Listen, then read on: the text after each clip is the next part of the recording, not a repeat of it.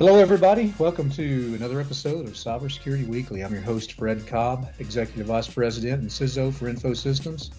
With me today, Mr. Tim Morton. Tim is one of our chief cybersecurity consultants, lead engineer. Tim's been there, done that. He knows a lot about a lot. So, Tim, thank you for joining the show today. Thanks, Fred. It's great to be back again. Yes, indeed. And we're lucky to have Tim here. Hope to get him back for more and more episodes. Well, let's jump right into this particular episode. We are making our way through the Center for Internet Security, Critical Security Controls. And we are talking about today, control number 15 has to do with securing your wireless networking. And I know this is something, in today's climate, we often take it for granted. It's been around for a few years. There have been several iterations to the 802.11 security protocols. We're going to be discussing that today, talking about some best practices around securing your wireless environment, some of the reasons why you need to, because wireless networking can certainly be an attack vector for the bad guys out there to get into a network or an individual machine and do some bad things. So, Tim, I'm going to hand it back to you for a second. And thinking about where we're at today with the usage of wireless network, how prevalent it is, and what some of the things that customers or clients or businesses out there can do to make sure that their wireless environment is more secure. Yeah, absolutely. That's a great question, Fred. And there are numerous different techniques you can employ, and I'd like to talk about a few of those just right off the bat. And really the first one, and probably one of the most important ones that you can deploy, would be WPA2 Enterprise. And most people are probably familiar with WPA2 and their home networks and maybe small office type networks, but they may not be familiar with WPA2 Enterprise. And Enterprise differs in that it forces your users to authenticate against a radius server that you can control yourself. So it really steps the bar up in terms of security on those Wi-Fi connections, much more stronger than WPA2 personal pre-share keys. Okay. Yeah, just the evolution really of those wireless authentication protocols. In the old days, it was really nothing. You had just a wide open wireless network that was broadcasting to the world, hey, here I am, come get me. And then we got into WEP, we got into WPA and WPA2. There are even some things that you can do in addition to using, the latest and greatest like WPA2 Enterprise. What are some of the other things you can do to tighten down the security around your wireless environment? Yeah, absolutely. There's a lot, like I said, a lot. SSL and TLS certificates are another big thing you can deploy on your Wi-Fi. So this helps protect against rogue access points. So a rogue access point would be something where an access point shows up on your network that you don't know about, something that you didn't install yourself potentially, or maybe it's something that another admin installed and didn't really do their homework and didn't really know what they were doing when they deployed it. So TLS certificates will definitely help alleviate some of those rogue access points, because the certificate will tie back to that specific AP. And if there's an AP out on the network that doesn't have a certificate, we should fail those connections basically. So that's possible with TLS and SSL certs. Another thing you can do is adjust and limit your signal strength of your wireless. Typically we want the strongest signal we can get on our endpoints, and that's fine, but we really should be very careful about cranking up the signal strength to max, because we don't want our signal leaking out in places it shouldn't be. For example, if we're in an office building, we don't want our signal out in the parking lot or maybe a neighboring building, or if you're in an office type scenario, you really don't want your signal leaking out of your office. So modern wireless access points and controllers will really give you a lot of options for adjusting signal strength to where you're not blasting the entire parking lot. You can kind of tone it down and have it just in your area. And that'll help prevent people from, sitting there trying to hack into your Wi-Fi. So that's a big one too, signal strength.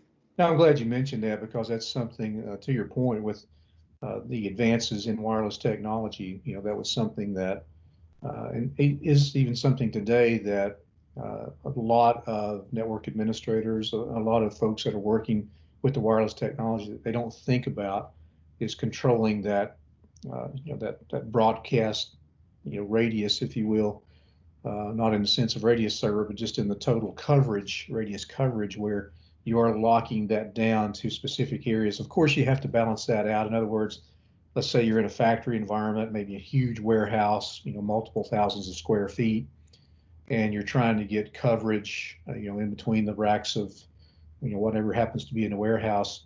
Sometimes you don't have the luxury of being able to fine tune those access points for signal strength to a limited range, but more often the case, you do have the ability to control that where everybody can get access that needs it inside the building, but you still aren't broadcasting, way out beyond the physical walls of the building. So that's great that you mentioned that. We'll be back with the Cybersecurity Weekly podcast after we pause for this special message. Security analysts believe cyber attacks will continue to escalate throughout 2020 and are recommending that every company, regardless of industry or size, place immediate focus on cybersecurity training and the tools that will protect you from these attacks. Did you know that you can book a cybersecurity assessment right now with Fred Cobb's team of cybersecurity engineers at InfoSystems? They will help you discover exactly where you are most vulnerable to a cyber attack and make recommendations on how to strengthen your defense in those areas. This is urgent. It's an issue that affects everyone in our community. Visit the InfoSystems website at www.infosystems.biz to request your cybersecurity assessment. Now back to the podcast. Thinking about sort of the management or the control, from the endpoint perspective, Tim, wouldn't you say it's better to take the individual user out of the equation? In other words, if you can't administratively force a particular wireless connection to a user, as opposed to, letting them come in and figure out what wireless connection they need to connect to. Maybe you're in a congested area business-wise, where there are a lot of wireless networks broadcasting. Some of the things you can do administratively to set that up, sort of pre-configured for your users. Yeah, that's a great point, Fred. And the modern wireless solutions now offer a lot more options than years ago. The technology has came a long way. So there's different things you can do with things like guest networks, captive portals. You could even employ MAC address filtering on certain Wi-Fi networks, where you can administratively allow certain devices on, and that's up to the administrator to control. So it's really a matter of control. We want to take that control back to the administrator, because the administrator is going to make sure those networks are secure and everything's working properly, and we'll take that off the user. So that's a great point, Fred.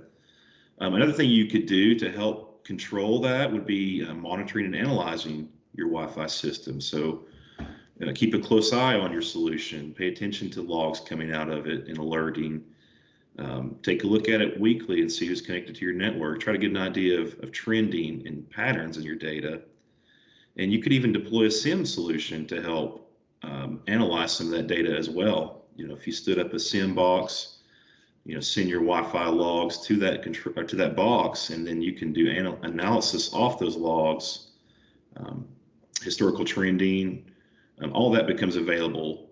You really just have to keep a close eye on your system and really monitor and analyze what's coming out of it. Oh, that's a great point. And I think it's worth mentioning, even though this is very common, but still I'll go out from time to time on different sites and in different customers' environments, and I'll see there is not multiple separation or segmentation between, say, a corporate wireless and a guest wireless network. If you really need to, as a business, have a separate wireless network for the visitors that are coming in, so that they are not connecting into your corporate network, maybe bringing in something nefarious. Just the fact that they're on there, once they're on there, anything that's pingable is fair game. Not that anybody would would necessarily be coming in to visit you, such as a vendor or someone else that would be bent on destruction.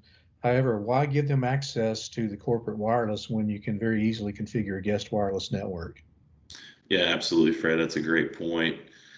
Guest wireless has really came a long way. It's a lot easier to set up nowadays on the modern gear, and it really should be segmented. It should be a completely separate network segment or subnet, probably even a different VLAN in most cases, depending on how your network's set up, of course. But another important point on guest Wi-Fi is it's really a great idea to limit the bandwidth as well. You don't want one or two users on there hogging all your bandwidth. So it's good to have some sort of bandwidth scheduling system or maybe a limitation.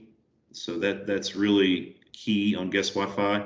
Another thing is web filtering on your guest network. So absolutely, if you're providing a guest network to your customers or your clients or whoever, it's a really good idea to make sure you're doing some sort of web filtering on there to make sure they're not going to places that they shouldn't be. Yeah, absolutely. Another thing I wanted to touch on while we're on this subject is the concept of not broadcasting the SSID. I mean, this is something you can go in, you can turn off, and you'll see this even in the category of what can I do to secure my wireless network, and you'll as a bullet point, don't broadcast your SSID. And for those of you listening, I want to make sure there's an understanding out there that just because you're not broadcasting the SSID does not necessarily make it more secure. In fact, sometimes it makes it less secure. And you're thinking, well, how can that be? If you think about, let's say, an attacker out there, they're programmed to look for, because a lot of people use this as security by obscurity, where they're hiding their SSID. Hackers can use a variety of tools. You can run Windows commands, from the command prompt to expose wireless networks that aren't necessarily broadcasting their wireless network name or SSID. So don't get into a mode of false security just because, hey, I can go out here and I can hide my SSID and nobody can find me. That's far from the case. Would you agree with that? Yeah, that's very true, Fred. There's numerous utilities out there that attackers or malicious actors can use to discover Wi-Fi network names. So hiding your SSID is really just security by obscurity, and it's never really going to work long term. So it's really not a good solution for securing at all, because there's just so many ways to determine that name with just a couple extra steps. Absolutely. Yeah.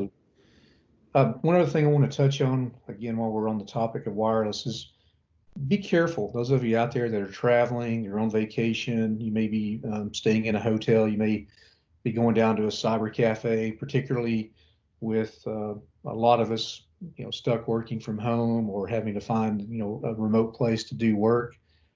Home may be relatively safe if you're following good security practices that we're talking about here today.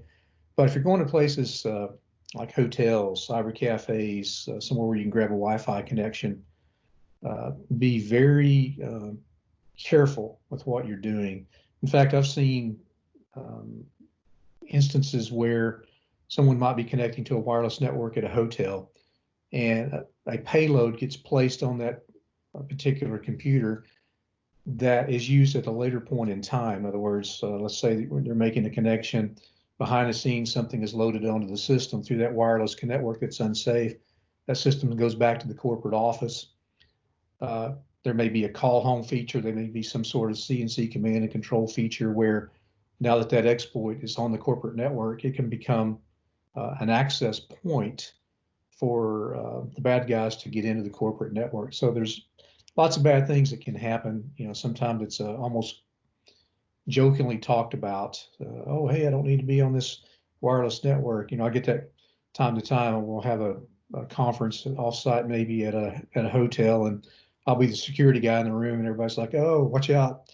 We shouldn't be connecting to the hotel wireless. So we got a security guy in the room." Well, that's partially true, because you have to take some extra countermeasures to make sure you are safe, like a VPN. And please stay tuned for upcoming episodes. And thank you for tuning in today. And I hope to see you soon. Goodbye.